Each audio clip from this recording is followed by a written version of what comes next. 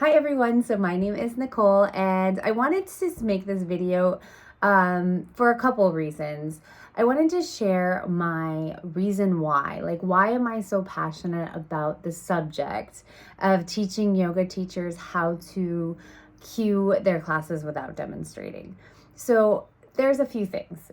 And I would say that the biggest thing is to really be able to teach yoga teachers confidence in their teaching. It's really the root of it for me is teaching yoga teachers how to feel really confident in their teaching, and how to start with that, I feel, is like the foundations. I like the asana practice to start with because that gives you something to ground into. And then once you feel more grounded in your asana teaching and your asana practice, then you can add different layers. Similarly to the 4-layer cueing method that I'm going to share with you, more about technique. But this specific reason that I want to teach yoga teachers how to get better and more confident is more of a ability to connect to your authentic voice, to use other teachers as inspiration, but really be able to find that voice. And I host a workshop every Tuesday. Actually, we have one tonight at 6 p.m. It's a 2-hour workshop, and I will post all of the links for that below so you can join if you'd like. Otherwise, I'm going to keep making these videos because I feel like it's really important to continuously share so that you can get all of the tools and resources that you need. So really, let's get into it. So when you connect to your voice, it's like your voice is energy. Like your voice is your confidence. Your voice is you. It's very unique to you.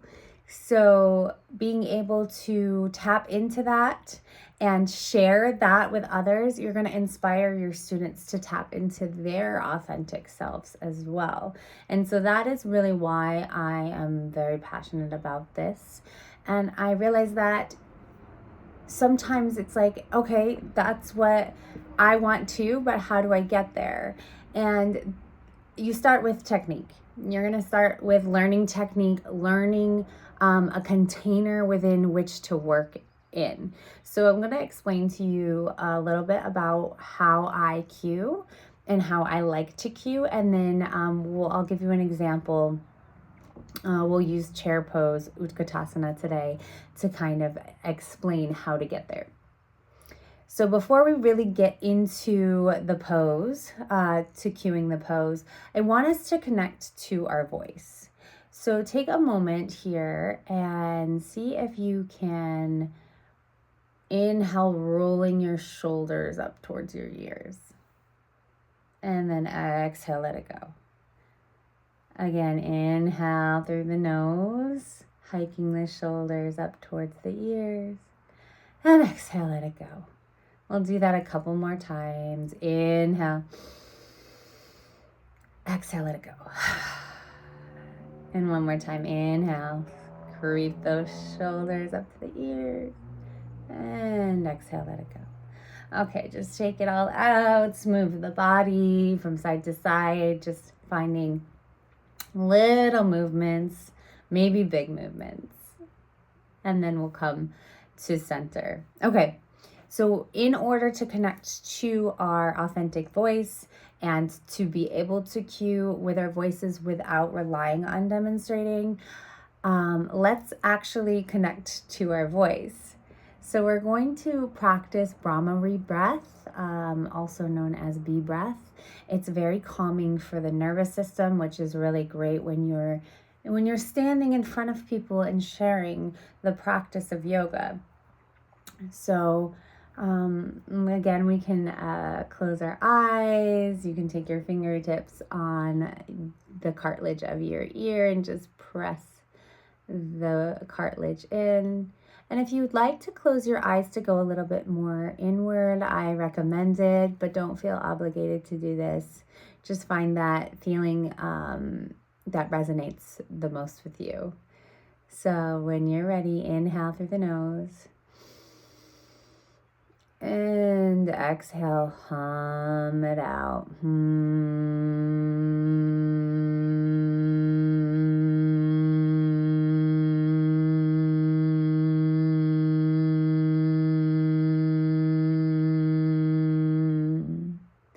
Inhale again. And exhale, hum.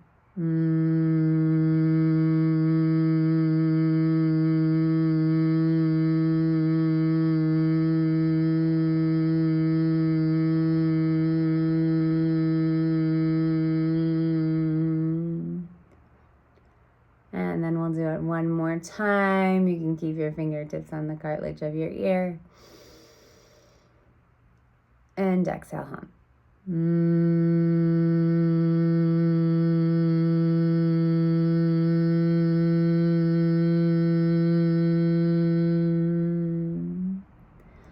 Awesome job. So now that we've connected with our voice a little bit, maybe just like put your hand on your collarbone and just make circles. Just allowing yourself to really connect to your chest, where the breath goes in and out. Maybe one hand comes down onto your belly. And breathe. Okay, you guys. So now that we have connected to our breath, we're a little bit more in our body. Like you can just kind of like just remind yourself to stay in your body. We can start to work on cueing our chair pose, Utkatasana. So how do we do this? Before we even really get started, I'm going to break down all the different layers that I like to use and share with you how I would go about using them. So for example, the first layer that I use is layer number 1, and that is the anatomical layer. So that is what body part is touching the ground. For example, bring your feet to the top of the mat. Ground your feet into the earth. That would be an example of a anatomical cue, because you're talking about the feet pressing down into the earth. And then we'll move on to our layer number 2. So that could be just as simple as we're talking about the feet, because the feet are touching the ground.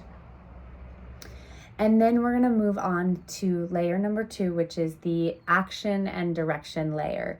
So that is more what body part is stacked over what body part. We're moving away from the ground and we're stacking body part over body part. And also not even just stacking the body parts, it's like, where is the body going? Like, which direction is the body going? And I'll give you an example of that, like using chair pose again. So bend your knees, stack your knees over your ankles. Sit down, sending your hips back towards the ground.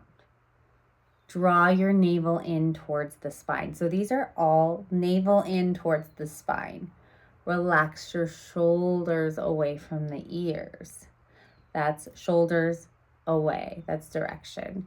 Inhale, reach your arms up, right? So we're inhaling, reaching your arms up. And naturally, I want to show you reaching your arms up. And I want to share that that's okay, as long as you're not like relying on the whole pose to be demonstrating. You could be standing and everybody else is sitting in their chair pose. And then you say like energetically up, right? So we want to point up. We want to show down. Like, it's like you can show, but like as long as you're using your words and not relying on your body. Okay, so we're sitting in our chair. We have our arms reach up. We're lengthening our tailbone down. Our knees are stacked over our ankles. So we have kind of a basic idea of the picture. Now, so that's where you can stop if you want to. I think that you can always go deeper, but like just safely getting your students into a pose is the anatomical layer first, where what is touching the ground, and then the action and direction layer, what body part stacks over what body part and which direction energetically or physically is the body moving. So now that we have those first two layers, we can add more. So I like to go into the sensory layer. What is the student feeling or suggesting what they could feel potentially? So that's like, it's kind of in a little bit more like you get to be a little bit more creative in this way. So in this layer, you can say, feel the breath move through the body. Feel the breath move through the rib cage. Feel the sensation of the thighs hugging in towards each other, turning your inner thighs on. Feel the softening of the face. Now, these are all like suggestions to your students. Feel this sensation, right? So you can add that layer and ask them to feel. I love this layer because it really allows your student to get present to what potential sensations they have. Everybody's going to feel something differently. So, if you're saying feel the breath move through the body, it's going to be different for every student. Like their breath is different. So they're going to connect to that present moment and you're bringing them into it. So that is that layer. And then finally, we'll move into our fourth layer, which is our imagery-based cue. So imagery-based cues are like asking your students to imagine. Like imagine that there is a root growing through the spine, lifting and lengthening, right? So you're asking your students to picture something that's not there to go deeper into the pose, to go deeper into the practice. So then it's not just about the physical anymore. It becomes like more alive. Like the pose becomes alive because then they can create. It turns on that creative side of the brain, and it asks your students to engage in their imagination. And that, I believe, is going to make your students remember your classes more. And this is where you get to be a little bit more creative. This is where you get to find your authentic voice and like how you would describe something. But I also want to caution you not to get so don't get so crazy with this, because you still want your students to understand what you're asking them to do. So like I said, you can stop at the first two layers. Your students will be safe. They will be in alignment. They will be protected, and they will understand what you're saying. And you can always cue that first, get deep within that first, and then add the next layer and add the next layer.